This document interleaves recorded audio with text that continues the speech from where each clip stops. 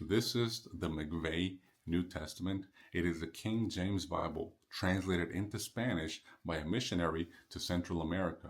Now, this Bible is criticized because of that, and people don't like some of the choices that were made in this Bible in trying to be word for word translation of the King James Bible into Spanish. Now, a friend of mine just came from Thailand, and he brought me this Thai King James Bible. I don't speak Thai, but I think it's pretty cool that they have a King James Bible in their language. I also own a Biblia King James Fiel 1611, which is a Portuguese translation of the King James Bible. So the people in Brazil, they're very excited that they have a King James in their language.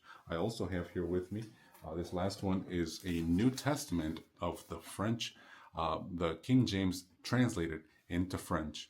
And what I like about this Bible is pretty interesting that in John chapter 3, verse 16, where most Bibles have eternal life in verse 15 and verse 16, where the English King James Bible uses eternal life in verse 15 and everlasting life in verse 16. So this Bible is different, where it does use the word everlasting in verse 16.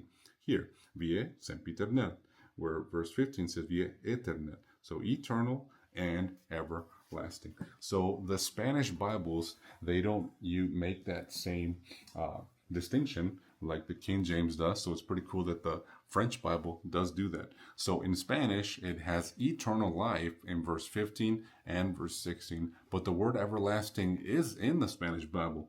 In 1 Timothy chapter 6, verse 16, where it talks about to whom be honor and power everlasting, the Spanish Bible says honra y poder sempiterno. So the word sempiterno is everlasting in Spanish.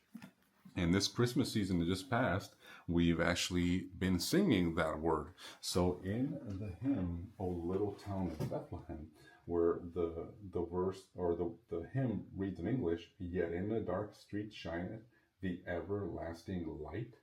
In Spanish, the Spanish version reads, pues en tus campos brilla hoy la sempiterna luz. So throughout this Christmas season, we've been singing the word everlasting in Spanish. And I think it's interesting that all the Bibles don't make those same word choices, but it is cool that the French Bible did make that distinction of eternal and everlasting, just like the King James Bible does.